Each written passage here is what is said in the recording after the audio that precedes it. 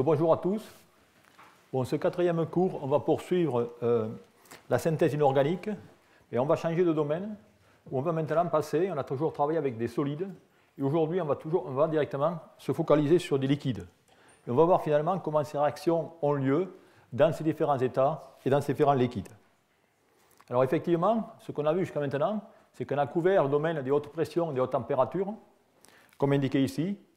Et dans chaque fois, je vous ai montré qu'il y avait des moyens pour, d'un point de vue énergivore ou énergétique, de trouver des approches qui nous permettent d'obtenir, je dirais, les mêmes résultats, mais à de plus basses températures, en regardant ici les synthèses par autocombustion ou en regardant ici les synthèses par broyage mécanique. Et bien aujourd'hui, ce qu'on va faire, c'est qu'on va finalement couvrir un peu le reste de ce diagramme en regardant tout d'abord la synthèse et la croissance cristalline en milieu sel fondu et dans le cas des liquides ioniques. Et bien sûr, le reste ici réservera les deux derniers cours. Alors, lorsqu'on parle directement de synthèse en milieu fondu avec des fondants, eh bien, il va y avoir tout d'abord toutes les grandes synthèses bien connues de cristaux, que sont les procédés Bridgman, la méthode Czochralski, le procédé Verneuil et le procédé zone flottante. Et je vais vous montrer que ces procédés, eh bien, c'est la chimie inorganique dans laquelle on va mettre directement, dans ce cas, à notre escient, les liquides à haute température. Ensuite, on verra brièvement ce qu'est la croissance par transport en phase vapeur. Et bien sûr, on terminera, ce sont les deux grandes parties de ce cours, sur la croissance par sel fondu, et on terminera sur les liquides ioniques. Alors bien sûr, lorsque j'ai parlé de ces systèmes liquides fondus, il s'avère indispensable que dès maintenant, je précise clairement les diagrammes de phase ou les diagrammes solides et liquides. En effet, lorsqu'on va travailler à ces hautes températures, il va nous falloir des matériaux à fusion congruente, c'est-à-dire, par exemple, dans ce cas, l'intersection du domaine d'existence d'une phase avec le sommet du liquidus. Vous pourriez avoir ici une phase, et là, dans ce cas, vous avez une solution solide avec le sommet. C'est ce qu'on appellera, dans ce cas, des composés à fusion congruente. On a dans ce cas aussi le point eutectique, comme vous pouvez voir ici, qui correspond directement, dans ce cas, à deux corps purs qui font et se solidifient à température constante, contrairement au mélange habituel. Et enfin, on a ce point péritechnique, qui est un point très intéressant, car il correspond directement à un composé qui va fondre à une température bien déterminée pour donner un solide d'une composition déterminée et un liquide. Et celui-là, eh bien, il est caractérisé directement par un T dans ce diagramme solide-liquide.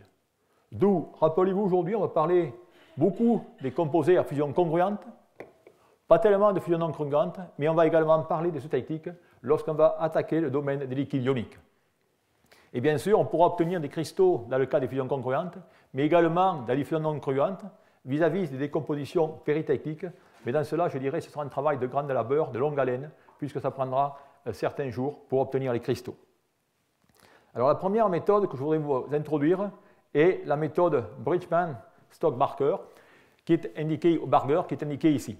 Alors dans ce cas, qu'est-ce qu'on va faire? C'est les premières méthodes au départ. On a ce four qui va être la région chaude à haute température en haut du four et la région froide en bas. Et on va prendre ces ampoules dans lesquelles on va y mettre les différents, je dirais, composés que l'on veut, soit des alliages, soit des éléments métalliques.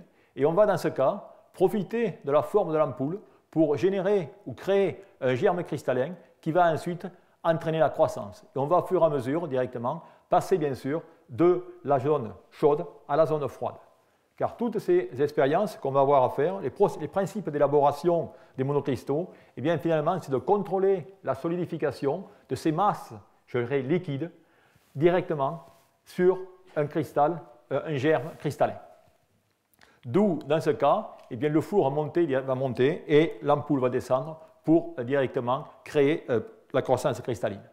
Alors, il y a bien sûr d'autres scénarios dans lesquels on peut utiliser comme la méthode Stock-Barker, comme indiqué ici, où dans ce cas, eh bien, on va avoir tout simplement un four avec un gradient de température, et dans ce cas, comme on peut voir ici, on va avoir directement le germe, le cristal, et on va tirer la nacelle ou l'ampoule vers de ce côté. Et dans ce cas, on va toujours passer, bien sûr, de la zone chaude à la zone froide pour cristalliser. Alors dans ce cas, comme vous pouvez le voir, il va y avoir le cristal en mouvement, et lorsque vous faites la croissance cristalline, bien cela, ce n'est pas génial, parce que ça va créer directement des dislocations dans le matériau. Donc c'est la raison pour laquelle, pour limiter ces dislocations, La méthode Bridgman, dans ce cas, va consister tout simplement à prendre un cristal unique, comme indiqué ici, et on va directement, pas bouger le cristal, mais par contre, on va tout simplement avoir 3 gradients de température dans le four, et lorsqu'on va directement refroidir le four, eh bien on va pouvoir directement passer également de la zone chaude à la zone froide et transporter la matière et obtenir des cristaux comme indiqué ici. Alors cette méthode, eh bien, elle a permis d'obtenir un grand nombre, je dirais, de monocristaux. Je représente ici des monocristaux de platine, de carbone vitreux, de silice, mais bien sûr, on peut également faire croître des cristaux d'ASGA et de semi-conducteurs 3,5.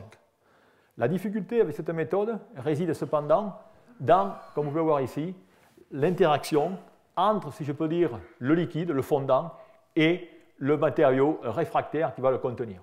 Et ça va être un problème assez majeur dans ces synthèses haute température, et vous verrez par la suite comment on va pouvoir les contrecarrer. Alors une méthode qui est, je dirais, bien plus répandue aujourd'hui, va être la méthode de Czochralski. Alors cette méthode de Czochralski, je la décrirai simplement, c'est finalement une sorte de, que j'appellerais la fondue savoyarde. Où, dans ce cas, bien, on va créer directement ce liquide fondu, comme on peut le voir ici, avec dessus, toujours pareil, le germe cristallin qui va pousser. Et ce qu'on va faire dans ce cas, c'est qu'on va tirer, bien sûr, le barreau vers le haut, et on va sortir le cristal de ce liquide. Alors vous voyez ici, vous avez cette zone marron, qui est utilisée ici, c'est rien d'autre qu'une surface de B2O3 qui a été mise dessus pour empêcher la volatilité des différents éléments, comme par exemple l'arsenure de gallium, l'arsenic ou le gallium. Et vous voyez qu'en ce cas, eh bien, on va tout simplement tourner le barreau du haut et le barreau du bas dans des sens opposés pour s'assurer qu'il y ait une bonne homogénéité, et ainsi de suite.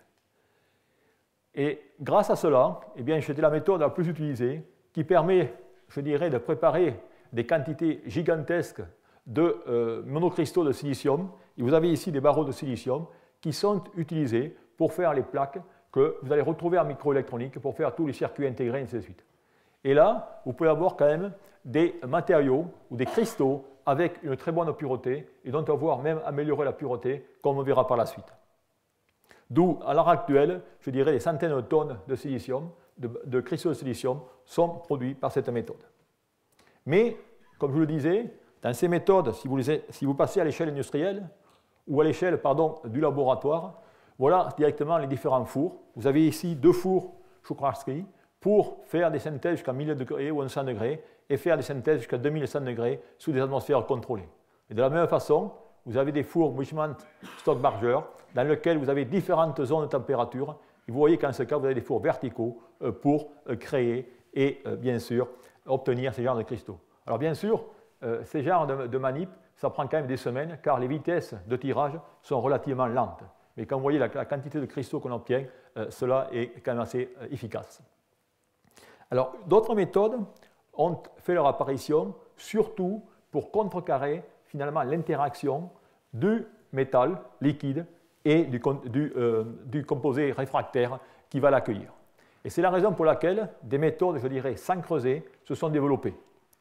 La première de ces méthodes, que je voudrais couvrir, est la méthode de Verneuil, où dans ce cas, on va essayer de préparer des matériaux, c'est-à-dire des matériaux à haut point de fusion, tels que l'oxyde de zircone ou l'oxyde de strontium, dont les températures de fusion sont aux alentours de 2700 à 2420 degrés C. Alors dans ce cas, ce que vous allez faire, vous voyez, vous n'avez pas du tout de creuset. Ce qui se passe, c'est qu'on va utiliser une torche, un chalumeau, oxygène, hydrogène, et là-dessus, vous avez directement de la poudre alumide bien tamisée qu'on va tout simplement laisser tomber. Et au fur et à mesure que la poudre tombe, eh bien, on va créer des gouttelettes qui vont aller se déposer comme un film liquide sur le cristal qui est en formation. Et là aussi, vous avez directement une rotation pour avoir une homogénéité. D'où ces méthodes sont aussi intéressantes, cependant on ne peut pas directement faire croître des cristaux aussi gros qu'avec les méthodes Czochralski ou Bridgman que je l'ai mentionné auparavant. Là aussi, comme vous pouvez le voir, le chauffage est relativement localisé, ce qui fait que c'est relativement sensible aux variations, et on a quand même d'énormes problèmes d'homogénéité dans ces différents cristaux. Mais malgré cela, on peut faire croître des cristaux d'alumine, comme on peut voir ici, ou dans ce cas, dopés au chrome ou dopés à d'autres éléments, on peut obtenir directement des couleurs magnifiques de ces cristaux, mais qui, je le répète ici, contiennent encore des impuretés. Alors pour contrecarrer ces impuretés, il va y avoir d'autres méthodes, Et la méthode qui est bien connue, c'est la méthode des zones flottantes. Alors cette méthode, vous allez la comprendre de suite, sa caractéristique essentielle, c'est que dans ce cas, vous allez avoir une zone flottante, vous voyez ici en vert, qui va être directement pris en sandwich entre deux zones cristallines. Et dans ce cas, si vous mettez directement un cristal ou un germe à l'extrémité d'une ampoule ou d'une nacelle, eh bien vous allez pouvoir, une fois de plus, en refroidissant, faire cristalliser et obtenir un cristal. Mais l'avantage de cette méthode provient du fait que vous avez une zone liquide. Et cette zone liquide va être directement un domaine excellent pour avoir un maximum de solubilité des impuretés. Ce qui fait que vous allez tout simplement purifier votre cristal par cette zone, je dirais, liquide. C'est la raison pour laquelle les impuretés sont exclues du cristal en dépassant cette zone liquide, et ça permet d'avoir des matériaux, des cristaux, avec seulement quelques ppm d'impuretés. D'où certains des cristaux que je vous ai mentionnés auparavant, comme les monocristaux de silicium, eh bien, dans certains cas, on peut refaire cette manip et finalement les purifier et à la fin couper la section terminale du barreau pour obtenir des cristaux haute qualité pour la microélectronique. Et bien sûr, tout cela, comme je vous l'ai dit, s'applique à de nombreux matériaux comme le tungstène, le silicium, le germanium, l'or, le platine, et comme vous pouvez voir, des impuretés de l'ordre du parti par million. D'où, dans ce cas, on a directement des matériaux excellents pour la microélectronique où on veut directement connaître le dopage et ainsi de suite. Alors, dans ce même style, eh bien, d'autres techniques ont apparu. Une, comme je l'indique ici, qui est tout simplement la croissance en utilisant la méthode des eaux flottantes, mais même dans ce cas à partir d'un four à image. Ce four à image qu'on voit ici, on dirait presque les deux pôles d'un aimant, mais ce n'est pas les deux pôles aimants. C'est-à-dire que dans ce cas, qu'est-ce que vous allez faire? Vous allez tout simplement générer des radiations par des lampes halogènes et vous allez directement, à l'aide de miroirs, comme un four solaire, les concentrer dans une partie bien déterminée de votre cristal ou de votre poudre. Vous voyez ici. Et grâce à cela, eh bien, on va pouvoir, une fois de plus, avec deux barreaux, que j'appellerai un barreau de croissance et un barreau d'alimentation, créer une zone fondue dans laquelle vous allez avoir en bas le cristal qui va pousser et en haut directement la fonte de la matière. Et bien sûr, je dirais la difficulté de cette technique, c'est de toujours focaliser la source chaude directement juste en bas du cristal d'alimentation pour le faire fondre et ensuite pour le transférer. Et dans ce cas, bien sûr, vous allez systématiquement alimenter et monter et descendre à des vitesses identiques ces différents barreaux pour maintenir, je dirais, la zone d'action dans ce domaine. Donc voilà, si vous voulez, les différentes techniques que l'on peut regarder pour faire croître tous ces cristaux, et ainsi de suite. Alors enfin, on va passer maintenant sur un seul exemple de ces cristaux, de ces états liquides à des états gazeux. Et ça, c'est des manips que l'on peut faire facilement en laboratoire, pas à l'échelle industrielle, où on va, dans ce cas, faire croître des cristaux de chalcogénure et d'autres éléments. Alors pour cela, on va prendre un tube à quartz, comme vous voyez ici, et on fait la réaction simple A plus B donne AB. Ce qui fait qu'on prend du titane, vous voyez le titane, on va mettre dans le tube du soufre et on va chauffer. Et dans ce cas, on va vaporiser, il va y avoir un transport, comme vous pouvez voir ici, de soufre et une réactivité avec le titane pour former des cristaux de TS2. Et dans ce cas, bien sûr, on va une fois de plus utiliser un gradient de température. D'où je dirais le message, c'est chaque fois que vous faites la croissance cristalline, la température, je dirais, est un facteur clé et on va souvent, ou toujours presque, jouer avec des gradients de température pour avoir des nucléations et pour faire croître ces cristaux à des vitesses désirées.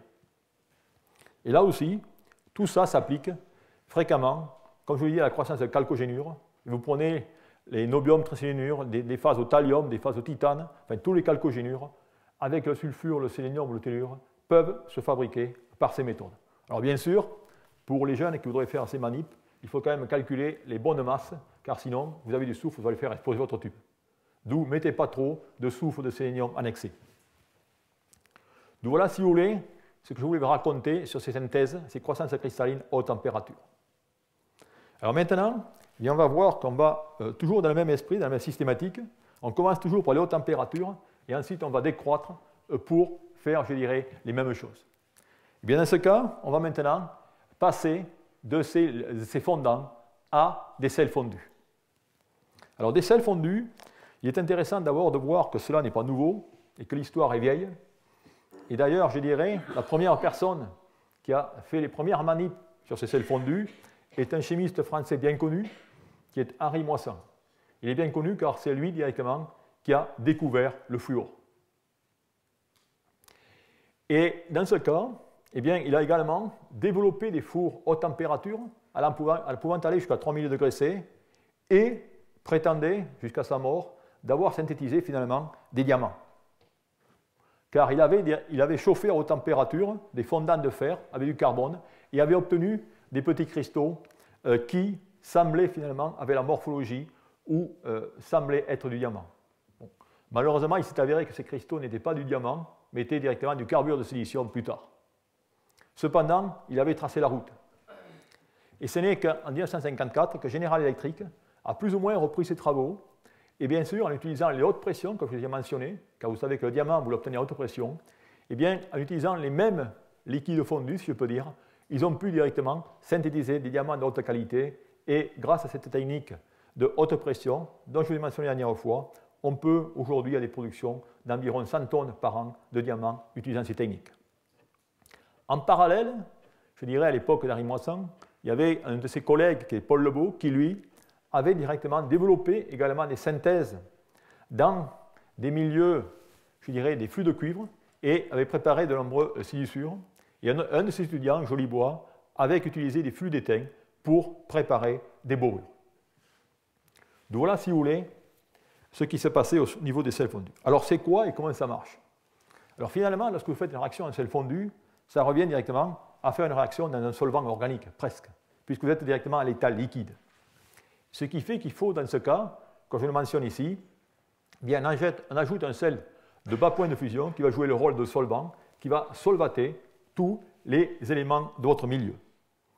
Alors dans ce cas, bien, on va directement jouer un peu sur la sémantique, puisque dans ce cas, si on ajoute peu de solvant, on parlera qu'on va faire la croissance par flux, ou alors on peut faire la synthèse à liquide fondu, comme indiqué ici, pour préparer même des poudres, ainsi de suite.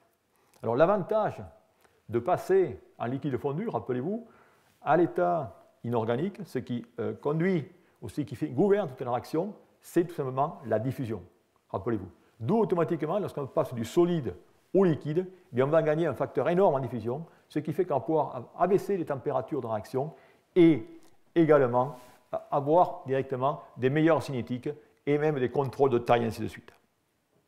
Et bien, grâce à cela, on va pouvoir faire une fois de plus la croissance cristalline des monocristaux, ainsi que préparer des poudres. Et on pourra préparer, on va le voir, toute une multitude de poudres, et comme je vous l'ai déjà dit, toutes les techniques permettent de préparer tous les composés qui existent. Alors comment, finalement, ces manips de synthèse en liquide fondu se font et fonctionnent? Eh bien, il y a différentes étapes. Voilà directement un schéma classique d'une réaction ou d'une synthèse en liquide fondu. Tout d'abord, vous allez mélanger le réactant plus le sel.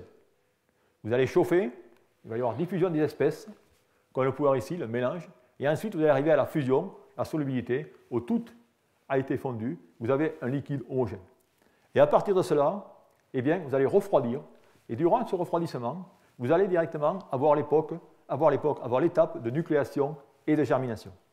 Et vous allez obtenir, à température ambiante, soit des poudres, soit des cristaux. Alors voilà directement ce qu'est une étape de synthèse, je dirais, en liquide fondu. Mais cependant, il va y avoir quand même certains points à considérer. Bien sûr, quand vous faites cela, la nature des métaux et des réactants va être importante. La nature du creuset, j'y reviens, toujours importante. La température de fusion et d'ébullition, car, rappelez-vous, vous ne voulez pas trop que les éléments deviennent volatiles. La compatibilité chimique avec les réactants. Et surtout, et je dirais, c'est peut-être le point noir de cette synthèse à liquide fondu, il va falloir récupérer à la fin votre produit souhaité. Eh bien, c'est là qu'il va y avoir des difficultés, car il va falloir trouver directement les agents chimiques qui vont pouvoir récupérer ou dissoudre le sel sans attaquer votre produit formé, et cela pourra se faire par attaque chimique, voire par centrifugation. Alors, quand on fait finalement ces genres de manip, ce qu'il faut prendre en compte, bien sûr, le rôle du liquide fondu. Je vous ai déjà mentionné, c'est d'accroître la vitesse de réaction et d'abaisser la température. C'est d'augmenter le degré d'homogénéité du liquide et pouvoir permettre de contrôler la taille et l'agglomération des particules. Alors c'est la raison pour laquelle eh bien, il faudra prendre des métaux dont le faible fusion et faible tension de vapeur, ayant un pouvoir solubilisant, ne pas former un binaire avec les réactants, facile à séparer du produit formé par attaque chimique, voire centrifugation, stable échiquement et de faible coût. Alors comment cela se fait? Bien, je crois que pour illustrer ça, je vais prendre directement une expérience que j'ai fait moi-même durant ma thèse, c'était mon sujet de thèse presque, où, dans ce cas, il fallait faire croître des cristaux d'hexaborure d'europion pour des propriétés magnétiques. Et bien dans ce cas, ce qu'on a fait, c'est que, comme vous pouvez le voir ici, on a utilisé un creuset d'alumine qui est inséré, comme vous pouvez le voir ici, dans un creuset de tantale. On a mis les ingrédients indiqués ici, avec un flux d'aluminium, les oxydes d'europium et les oxydes de bore, et le tout a été chauffé dans un four à arc, dans les conditions indiquées ici, avec le refroidissement. Et lorsque vous refroidissez cela, vous obtenez ce creuset dans lequel vous apercevez à la surface des morceaux, je dirais, qui ont tout simplement l'air d'être cristallisés avec une couleur, je dirais, luisante. Et vous l'avez cela, et bien vous obtenez directement les différents cristaux indiqués ici. Alors vous voyez, l'échelle est totalement différente que celle que je vous ai montrée auparavant lorsque je montrais la méthode de Czochralski. Mais voilà directement une méthode classique de faire tout simplement de la synthèse en liquide fondu. Et cette synthèse, eh bien, elle peut être généralisée à une quantité de matériaux. Je vais directement vous faire une petite revue ici. Bon, elle n'est pas exhaustive, mais vous allez voir, il y en a quand même pas mal, dans lequel je vais directement mentionner chaque fois le flux, le métal qu'on utilise, les températures et les composés. Eh bien, on va commencer par le flux qui est l'étain, où on peut préparer tous ces composés comme les phosphures, ainsi de suite. On peut également utiliser le plomb, dont les températures de fusion et d'ébullition sont mentionnées ici. Vous avez ici également les creusets qu'on doit utiliser, et dans ce cas, on pourra faire directement des stagnures de phosphure et ainsi de suite. On peut utiliser également l'aluminium, comme je l'ai mentionné, pour faire les borures. On peut également utiliser le gallium, qui est un métal directement dont le point de fusion est relativement faible, mais le point d'ébullition est très élevé. Et dans ce cas, on va faire directement des germanates, et ainsi de suite. On peut utiliser l'indium, le lithium et le sodium, ou dans ce cas, bien sûr, on faudra faire ça directement dans des creusets de tantale ou nobium, ou alors dans des ampoules, mais avec précaution. Et enfin, on peut utiliser également le cuivre et le cobalt, et le zinc. Vous voyez ici que finalement, on peut préparer, je dirais, une quantité, je dirais, gigantesque de composés quels qu'ils soient. Tous, d'ailleurs, vous l'avez bien remarqué, sont des intermétalliques. Un intermétallique est un composé dans lequel les liaisons iono-covalentes sont très faibles. Okay? Alors qu'un métal, vous avez tout délocalisé. Donc voilà directement ce que vous pouvez faire. Alors on peut faire des particules, je dirais, ou des poudres, mais on peut également faire des colloïdes. Et par exemple, je prends un exemple ici d'un cas où on va préparer des colloïdes de borure pour la photoluminescence, où là aussi, eh bien, on sait faire ces matériaux à haute température par les méthodes, je dirais, brutales, ou alors à basse température en solution, mais ce qui est important ici, c'était directement d'utiliser ou de fabriquer des nanocristaux. Et bien dans ce cas, ce qu'on va faire, ou ce que les scientifiques ont fait, c'est qu'ils ont utilisé le technique dont j'ai mentionné auparavant, une technique de chlorure de lithium et chlorure de potassium, dans le rapport 0,55-0,45. Et vous voyez le point technique ici, et dans cette température, eh bien, vous avez directement un liquide dans lequel les deux composants sont totalement, je dirais, inséparables. Et bien, en faisant cela, et en faisant réagir cela avec tout simplement du sodium borohydrate en présence d'urée, eh bien, ils ont pu, par des chauffages à haute température, obtenir des monocristaux de borure insérés, je dirais, dans la phase ou dans le sel lithium-Cl, KCl. D'où ensuite, il a fallu directement laver tout cela, lavage à l'eau, pour obtenir des poudres de borure nanocristallines, dont le caractère nanométrique est indiqué directement sur cette photo de microscopie à transmission, où vous apercevez bien la particule directement d'iborure. Cette méthode, eh bien, elle peut être généralisée à beaucoup de borures, et cela a été fait. Vous avez que dans ce cas, on peut préparer des hexaborures de terres rares. Rappelez-vous, c'est ce que je vous ai mentionné comme la phase EUB6, des diborures de terres rares, comme indiqué ici, et ceux-là, ces matériaux, ont d'excellentes propriétés au niveau thermoélectrique, voire au niveau supraconductivité, puisque la phase, par exemple, MgB2 est un supraconducteur. Ils ont pu également préparer des borures de molybdène, qui dans ce cas présentent des intérêts au niveau de l'électrocatalyse et des matériaux de coupe. Et enfin, pu synthétiser des borures de fer ou des borures de manganèse qui, quant à eux, eh bien, possèdent des propriétés très intéressantes au niveau magnétisme et au niveau catalyse. Donc voilà, si vous voulez, ce que l'on peut faire au niveau des intermétalliques. Alors la question qui se pose maintenant, est-ce que cette synthèse en milieu liquide fondu peut être utilisée pour préparer des oxydes? Eh bien, la réponse est oui, et on va voir comment. Alors dans le cas des oxydes, eh bien, là aussi, la difficulté ou le problème va être tout simplement de déterminer le choix, je dirais, du solvant. Alors ce choix, ou son pouvoir solubilisant, il va être dépendant de plusieurs facteurs. Par exemple, il y a quelques règles générales, c'est-à-dire que les métaux sont généralement solubles dans les halogènes, c'est-à-dire que le magnésium va être très bien soluble dans MgCl2.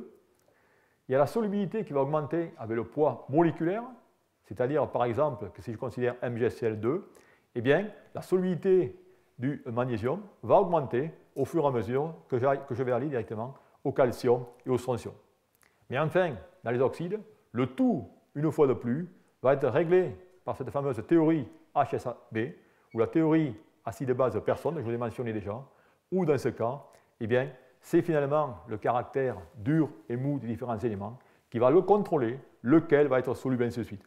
Et c'est ainsi que MgO, par exemple, sera très peu soluble dans CaCl2, alors que CaO ou CRO, qui sont beaucoup plus mous, sera beaucoup plus solide. Par contre, dans le cas de SiO2, qui est, dans ce cas, rappelez-vous, un acide très fort, et bien dans ce cas, seule une espèce nucléophile comme F- va directement le solubiliser. C'est la raison pour laquelle on aura recours au fluorure de lithium et ainsi de suite. Alors, quels sont les éléments ou les solvants les plus utiles? Bien, je dirais, vous faites la littérature, on verra par la suite, vous allez toujours retrouver les mêmes. Vous avez les sels d'halogénure, vous voyez, lithium Cl, KCl, ils sont tous indiqués ici avec les compositions. Lorsque j'ai mis un A ici, ça veut dire que j'ai la composition eutectique et avec les températures de fusion. Vous voyez les températures de fusion qui vont de 300 degrés à 600 degrés. Ensuite, il va y avoir également des sels que j'appellerai les sels oxygénés, que sont les nitrates, les sulfates ou les hydroxydes.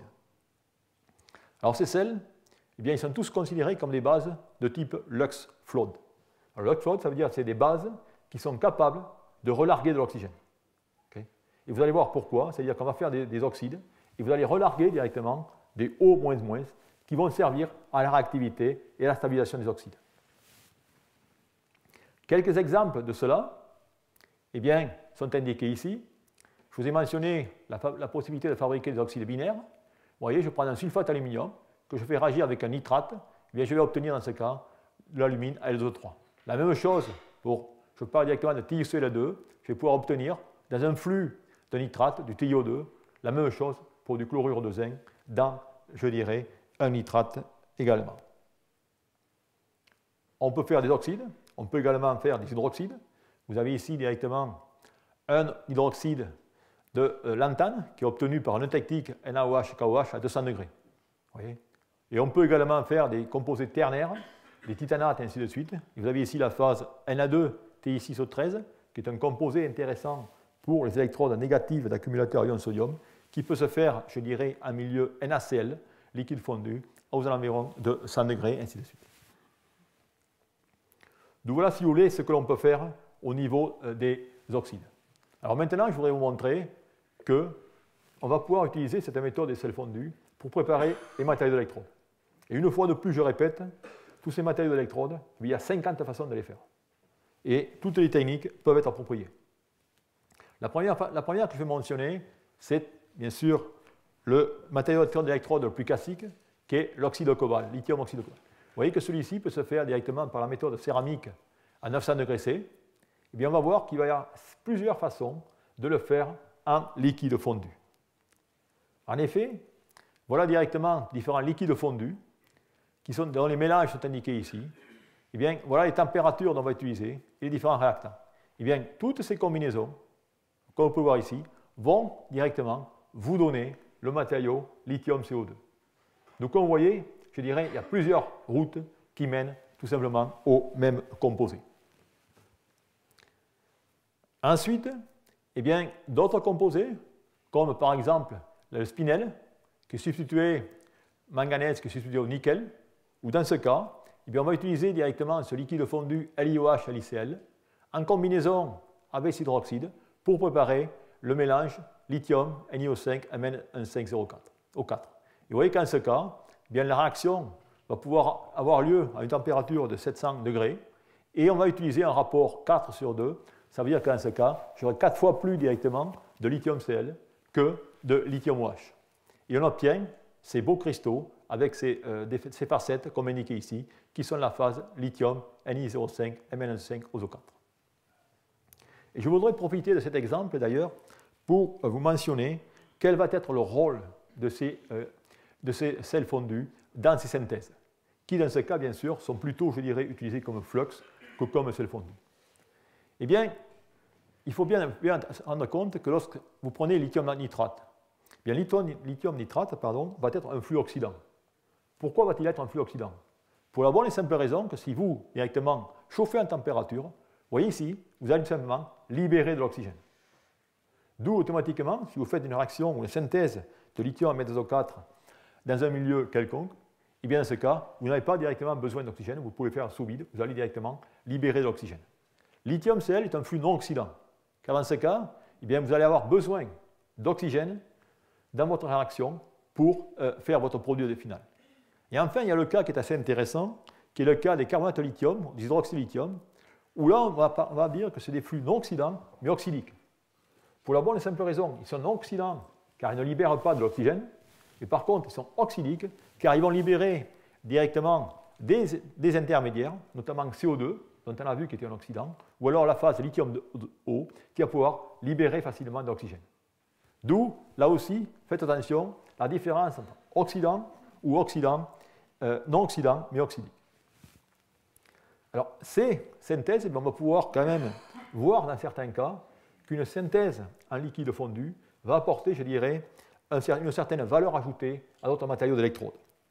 Et pour illustrer cela, je vais prendre directement des travaux tout récents qui ont été faits en Allemagne sur cette fameuse phase, du moins cette fameuse phase dans notre domaine, qui est la phase riche en lithium, qui est un des matériaux d'électrode les plus prisés de nos jours. Dans ce cas, qu'est-ce qu'ont fait ces chercheurs? Ils ont pris directement un oxyde de manganèse poreux qu'ils ont obtenu à partir d'un carbonate qu'ils ont chauffé à 400 degrés C pour relarguer le CO2. Ensuite, eh bien, ils ont mélangé cet oxyde de manganèse avec les nitrates hydratés et cobalt hydraté plus l'hydroxyde de lithium. Et à cela, ils ont ajouté le chlorure de sodium comme flux. Ils ont pris un mélange relativement important, 3 fois plus de chlorure de sodium que l'ensemble. Et ils ont obtenu des particules de cette phase qui avaient une morphologie bien particulière, qui étaient des particules creuses.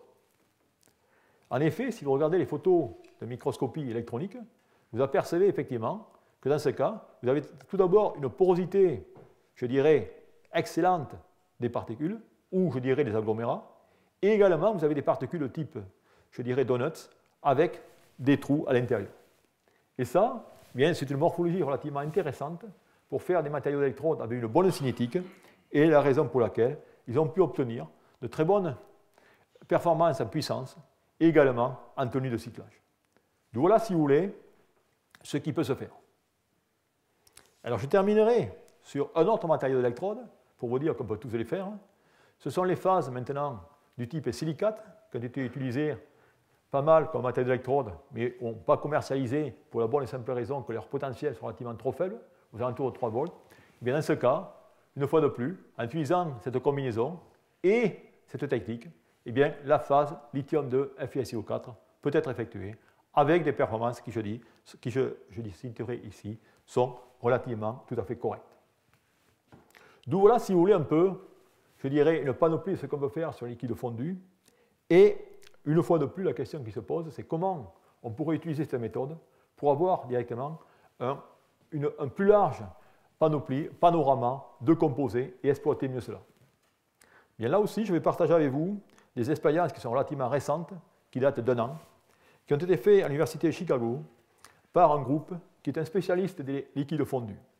Bien, ils ont décidé directement cette fois de ne plus reposer sur l'empirisme, mais de comprendre réellement ce qui se passe dans les réactions. Et ce qu'ils ont fait, c'est qu'ils vont directement maintenant étudier la formation de ces phases in situ dans le sel fondu. Pour ce faire, bien, regardez ce qu'ils ont fait. Ils ont directement mis leurs ingrédients dans un capillaire de 0,7 mm de diamètre. C'est-à-dire qu'en ce cas, ils mettent cuivre plus K2S3 dans ce capillaire qui va être chauffé par cette résistance chauffante.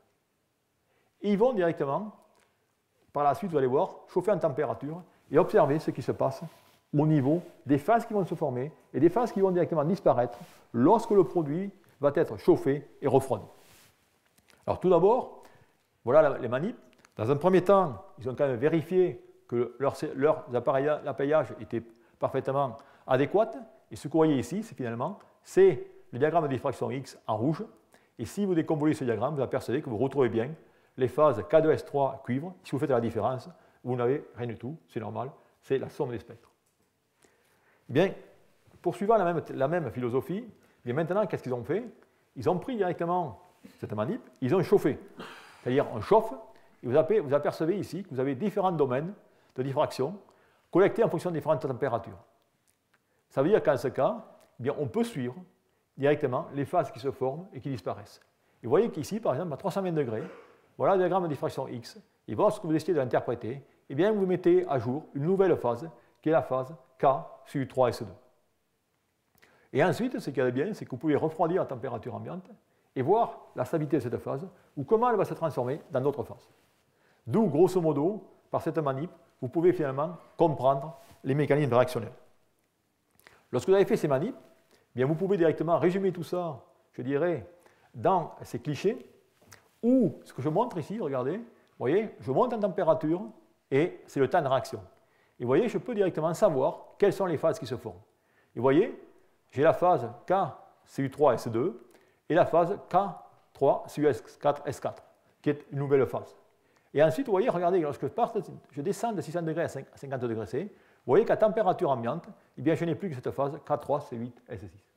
Et ainsi de suite, je peux finalement voir les phases stables, les phases qui vont directement être maintenues en température. Et ensuite, une fois que j'ai identifié cela, bien, il suffit que j'aille au laboratoire et refaire mes synthèses dans les bonnes proportions pour stabiliser cette phase. Et là aussi, je vous ai mentionné Q plus K2S3. On peut changer la quantité, je dirais, de fondants et de matériaux et avoir directement une vue, un landscape, si je peux dire, de tout ce qui se passe. Et c'est ainsi, pour vous donner et faire l'histoire courte, et bien que dans ces systèmes, les phases connues, eh bien, étaient celles-ci. Et grâce à ces simples expériences, avec un simple, ces expériences que j'ai peut-être oublié de signaler, qui se font quand même sur une ligne synchrotron pour avoir bien sûr des bonnes résolutions. Mais ils ont pu mettre en évidence toutes ces nouvelles phases. Donc je dirais que maintenant, eh bien, on a une méthode puissante par ces techniques de diffraction in situ à haute température, en capillaire, avec des liquides fondus, pour, je dirais, prospecter de nombreux ternaires, ainsi de suite, et mettre à jour de nouvelles phases. Donc voilà, si vous voulez, un peu l'histoire des sels fondus. Alors si je dois vous donner un bilan partiel sur ces sels fondus, eh bien, j'espère que je vous ai convaincu que cette synthèse permet, je dirais, de faire une multitude de nouvelles phases, de nouveaux composés, et à des températures qui ne sont pas extrêmes, c'est-à-dire qu'on a des températures entre 500 et 800 degrés C. Mais cependant, il y a quand même certaines difficultés. Celle que j'ai mentionnée, et qui est une difficulté réelle, c'est la limitation associée à la récupération du composé recherché. Il y a également, et je pense que vous aurez pu vous en douter, des problèmes de pureté. Car on prépare des phases à lithium, on va mettre directement des fondants qui contiennent du lithium, d'où il y a dans ce cas des problèmes d'impureté, c'est-à-dire d'incorporation d'ions dans ces structures. Mais pour cela, on peut quand même les contrecarrer. Eh bien, les contrecarrer, c'est tout simplement en utilisant des sels qui vont être présents dans le produit attendu. C'est exemple directement la synthèse de SR2 AlTaO6 qu'on va faire des sels de chlorure de strontium. Ou alors jouer finalement sur la différence de taille entre les ions de mon sel et directement le produit final. C'est la raison pour laquelle, si on veut faire la synthèse de PbZrO3, on peut faire ça dans les sels de B2O3 et on est sûr qu'on n'aura aucune directement interaction entre le plomb ou le bore, ainsi de suite. D'où, et finalement quand même, ce que j'ai montré, c'est que cette synthèse est limitée à des températures de 300 degrés C, car dans ce cas-là, il faut trouver les bons flux, ainsi de suite. D'où cela va m'amener finalement à la dernière partie de cet exposé, qui va consister à regarder figurer les liquides ioniques. Bien, où est-ce qu'on en est finalement dans cette situation? Si on regarde le chimiste du solide, comme vous pouvez voir ici, il a quand même exploré, en tant que céramiste, pas mal de domaines. On peut aller aux alentours de 400 ou 500 degrés jusqu'à 1000 degrés, et ainsi de suite. Et dans ce cas, on aura une réactivité, c'est-à-dire une diffusion des particules, des atomes relativement correcte. Et de l'autre côté, vous avez les chimistes de solution qui travaillent avec les solvants organiques. Et dans le deux cas, vous avez des communautés de frustrés, parce que d'un côté, c'est trop froid pour aller directement à des températures de ce domaine de 300 degrés, et ainsi de suite. Et les gens qui font des solutions, les solvants se décomposent avant d'arriver à 300 ou 400 degrés. D'où, il se trouve qu'en ce cas, on a montré que les sels fondus nous permettent, si je peux dire, d'avancer dans ce domaine, mais ils ne sont pas encore suffisants. Et les solutions, on peut les pousser aux extrêmes et arriver aux alentours de 250 degrés. Mais si vous voulez, il y a un domaine ici, qui est encore inexploré et qui nous manque fortement en synthèse inorganique. Ce domaine, c'est un peu ce qu'on va voir maintenant, c'est-à-dire comment pouvoir explorer ces milieux, ces réactions, ces phases métastables qui existent dans ce domaine de température. Il se trouve qu'il y a une autre classe de matériaux qui va être propice à ce domaine de température. Et ce sont les liquides ioniques. Et ces liquides ioniques, vous allez voir, ils ont été utilisés depuis, je dirais, des cinquantaines d'années ou des dizaines d'années par les chimistes organiciens, mais ils avaient totalement été ignorés par les chimistes inorganiciens. Vous allez voir directement, par quelques exemples, ce qu'on peut faire grâce à ces liquides ioniques. Alors, ces liquides ioniques, c'est quoi? Ces liquides ioniques, finalement, on va appeler ça des molécules organiques qui sont faits, ou des sels organiques, qui sont faits directement de cations et d'anions organiques, comme indiqué ici. Mais leur propriété, c'est qu'ils sont liquides à température ambiante, au contraire des sels inorganiques, les fameux sels fondus dont j'ai mentionné, NaCl, qui eux, il va falloir les fondre à des températures relativement élevées, à 600 ou 700 degrés. C'est ces liquides ioniques qu'on va directement utiliser, dans lequel, si je compare ici un sel inorganique avec un liquide ionique, il va y avoir une dissymétrie dans les différentes sortes de cations et les différentes sortes d'anions. Alors, le liquide ionique, comme je vous le disais, je pourrais refaire l'histoire, je vais la faire brièvement. Ce n'est pas d'aujourd'hui, il y a exactement, je dirais, plus de 100 ans, 101 ans, que ces liquides ioniques existent. Ils ont été découverts par Paul Wadden, comme indiqué ici, qui a montré finalement que le nitrate d'éthylammonium avait une température de fusion ou de 20 degrés C. Ensuite, le premier liquide à température ambiante est arrivé dans les années 1951, où dans ce cas, vous avez directement ce composé qui a été mis à jour. En 1982, il y a eu l'arrivée des sels très conducteurs que sont les sels de diazonium, et qui ont permis de faire des liquides ioniques, je dirais, encore très intéressants. Et je dirais le boom est arrivé en 1992, où là, les premiers liquides ioniques, qui sont des liquides ioniques hydrophobes, ont pu être synthétisés. Et dans ce cas, on va parler directement d'éthylméthylimidazolium, tétrafluoroborate, ou plus communément connu sous la forme de EMIBF4, EMITFSI, EMIFSI, ainsi de suite, toute la famille.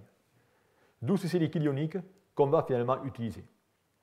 Alors pourquoi ces liquides ioniques présentent un caractère intéressant en synthèse inorganique? Tout d'abord, il n'y a pas de tension de vapeur. Ils sont ininflammables et ils sont de bons solvants pour de nombreux sels et de nombreux polymères. De plus, ils ont une stabilité thermique supérieure à 300 degrés, comme vous pouvez le voir ici sur ces courbes directement d'ATG. Vous voyez que certains peuvent même aller plus haut. Ce qui est encore plus important, c'est que c'est de riches familles, car dans ce cas, vous voyez, on est en chimie organique et on peut avoir directement, je dirais, tout couplage, tout mariage entre espèces cationiques et espèces anioniques. Et si on regarde, il y a plus de 15 000 théoriquement fictifs azotes ioniques liquides qui pourraient être fabriqués, et aujourd'hui, plus de 1000 ont été réalisés. Ce qui fait que vous avez une bibliothèque de composés, je dirais gigantesque, que vous allez pouvoir utiliser à bon escient pour guider vos réactions par la suite. Enfin, et non négligeable, c'est que, rappelez-vous, en chimie inorganique, lorsqu'on fait un produit avec les flux, il fallait le récupérer. Bien ici, c'est très simple, c'est de la chimie inorganique. De la chimie organique, par contre, on va pouvoir directement utiliser des lavages au dichloroéthane et à l'éthylacétate pour récupérer les produits. D'où voilà finalement ce qu'on va pouvoir faire. Alors des avantages, bien sûr, il y en a certains, c'est le coût et aussi les faibles conductivités à basse température, ou quand on veut utiliser cela pour des électrolytes liquides dans les batteries à ion lithium, eh bien on est limité par ces faibles conductivités.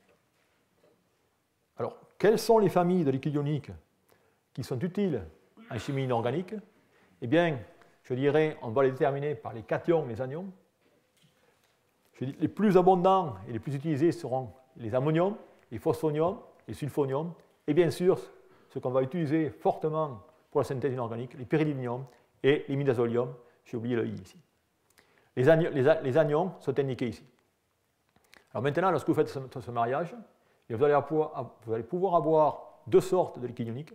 Les liquides ioniques hydrophobes, vous allez utiliser directement BF4, PF6, ainsi de suite, ou les trifluorosulfoimides ou les fluorosulfoimides, comme indiqué ici, ou alors, vous pouvez avoir, dans le cas des sulfates, ainsi de suite, ou des carbonates, avoir, dans ce cas, des groupements hydrophiles, des liquides ioniques hydrophiles. Donc voilà, si vous voulez, à peu près le panorama de liquides ioniques qu'on va pouvoir utiliser. Alors, qu'est-ce qu'on fait? Bien, avec cela, je vais vous montrer directement ce qu'on a pu faire au niveau de la synthèse inorganique. Tout d'abord, une fois de plus, répéter les matériaux connus et ensuite, directement, trouver de nouveaux matériaux. Alors, au niveau des matériaux connus, on va prendre le matériau que tout le monde connaît maintenant, qui est LiFePO4. Et c'est un matériau qui, auparavant, était synthétisé à des températures de 700 à 800 degrés. Et maintenant, on va faire une réaction relativement simple, en utilisant les ingrédients ici, et à des températures de 220 à 300 degrés. Et ce qu'on fait, et on va suivre directement la réaction, où on peut faire ça directement dans, je dirais, des ballons ouverts, et on peut voir directement l'évolution de la réaction en fonction du temps. Et vous voyez qu'en 24 heures, à 220 degrés, eh bien, on peut synthétiser la fameuse phase lithium FePO4 avec des particules de caractère nanométrique. On peut également maintenant jouer sur la nature des liquides ioniques, leur conformation, pour finalement orienter sa réaction et faire des cristaux. Je vous montre ici par exemple un exemple simple où on fait la même réaction, mais on va changer la nature du liquide ionique, c'est-à-dire qu'on va changer la nature du cation et notamment de la chaîne alkyle ici, qui va se terminer par un groupe cyano dans ce cas, et qui dans ce cas va tout simplement être des alcanes, C2, C18. Et vous voyez qu'en ce cas, eh bien, on a des morphologies totalement différentes, dues à des orientations totalement différentes. Okay? Et on peut même obtenir des cristaux, tout ça pour montrer que ces liquides ioniques eh bien, vont servir ou jouer le rôle de solvant, mais également servir d'agent structurant directionnel. Alors, on peut poursuivre ces liquides ioniques et faire des synthèses maintenant mélangées, c'est-à-dire qu'on peut directement utiliser les liquides ioniques et avoir des mélanges avec de faibles quantités, je dirais, d'eau, comme indiqué ici. Et dans ce cas, eh bien, l'eau va faire, si je peux dire, des gouttelettes à l'intérieur de ces liquides ioniques. Et si on utilise un surfactant, on va pouvoir, dans ce cas, créer des micelles. Et les produits vont directement se dissoudre de préférence dans ces micelles qui sont de l'eau plutôt que dans les liquides ioniques. D'où, par conséquent, on va pouvoir avoir des milieux dans lesquels, finalement, si on exagère, on peut dire qu'on a créé des nanoréacteurs où on va faire directement une nanoréaction dans cette goutte liquide. D'où, par conséquent, voilà ce que l'on peut faire. Et en jouant avec ces mélanges ou ces faibles quantités d'eau, en jouant, je dirais, sur les différentes fonctions de liquide ionique, notamment au niveau du cation, eh bien, on peut obtenir différentes morphologies, comme est indiqué ici. Voilà, vous avez ici des poudres de lithium MPO4 à de l'échelle nanométrique, avec des caractères directionnels bien marqués. Et non seulement dans la morphologie, on peut dans ce cas eh bien, abaisser les températures de synthèse, c'est-à-dire que la plupart des matériaux que vous préparez à des températures de 7 à 800 degrés, eh bien, on peut aujourd'hui les obtenir à 200-250 degrés. Alors bien sûr, ces liquides ioniques, je ne voudrais pas vous laisser avec le message qu'on peut les utiliser de façon aveugle. Il y a quand même de la chimie derrière. Et je vais vous montrer deux exemples dans lesquels finalement il faut un peu de réflexion pour savoir le liquide ionique qu'il faut utiliser. Ces exemples, je vais les montrer sur un composé dont la formule est indiquée ici, NaFePO4F. On a voulu synthétiser ce liquide ionique, ce composé avec les composants, un phosphate de sodium, plus un difluorure de fer. Et lorsqu'on a fait la réaction, quelle que soit la température de synthèse, quels que soient les mélanges, on n'a jamais obtenu de réaction, ça n'a jamais marché. Pourquoi? Parce que dans ce cas, ce qu'on a réalisé plus tard, c'est que vous avez directement un proton acide, et ce proton acide, eh bien, était totalement déprotoné et réagissait avec F-, qui est une base forte. Donc, par conséquent, la simple astuce dans ce cas, pour que la réaction fonctionne, eh bien, il a fallu bloquer ce proton acide, et cela a pu être fait en mettant un groupe méthyle ici. Et ainsi, on a pu directement obtenir ce composé à l'échelle nanométrique. Le deuxième exemple concerne encore un phosphate fluor, où dans ce cas, on veut préparer de lithium 3PO4 plus FeF3. Notez qu'en ce cas, le fer plus 3, et on veut préparer ce composé dans lequel le fer plus 3. Bien dans ce cas, lorsqu'on faisait la réaction, là aussi, on n'a jamais pu obtenir ce composé. Par contre, ce qu'on voyait, c'est chaque fois qu'on ouvrait notre milieu réactionnel, eh bien, il y avait une odeur forte de H2S. Ce qui voulait dire, c'est que le composé ou le liquide ionique était décomposé. Eh bien, ce qui se passait dans ce cas, c'est tout simplement qu'il y avait directement une réaction du liquide ionique avec le fluor qui était attaquée pour libérer du H2S. Et pour contrecarrer cela, eh bien, on a changé finalement, dans ce cas, le contre l'anion. On est passé directement à un sulfate pour obtenir ce fameux composé. Donc voilà ce qu'on peut faire. Alors maintenant, je vais vous montrer quels sont les nouveaux composés qu'on a pu directement fabriquer avec ces liquides ioniques. Eh bien, je vais commencer par un composé classique qui est un fluorosulfate de magnésium. Voilà finalement un composé qui était rapporté dans la littérature dans les années 2000 où les gens avaient synthétisé directement cette phase avec les réactions indiquées ici. Et ce qui est intéressant, c'est que dans la publication, il terminait par « Il serait très intéressant de préparer ces composés avec le manganèse, le fer, le cobalt, car ça pourrait être un matériau très intéressant vis-à-vis des électrodes. » Cependant, il ne pouvait le faire. Il ne pouvait le faire pour la bonne et simple raison, c'est que lorsque vous travaillez à des fluorosulfates, eh bien, vous êtes limité à la méthode céramique, puisque la chimie des sulfates en milieu aqueux est relativement difficile, parce que vous avez directement des passages en solution. D'où la question, c'était comment faire cela. Bien, vous allez voir que si on prend maintenant un milieu liquide ionique, c'est-à-dire qu'on a un milieu réactionnel qui est totalement différent, et bien dans ce cas, on va pouvoir, en utilisant ces matériaux de départ et travailler dans ce milieu liquide ionique, préparer cette nouvelle phase, comme indiqué ici. Et on a pu obtenir une nouvelle phase dont la structure était finalement celle escomptée, mais qu'on ne pouvait préparer, avec des propriétés électrochimiques dont je pense qui sont intéressantes.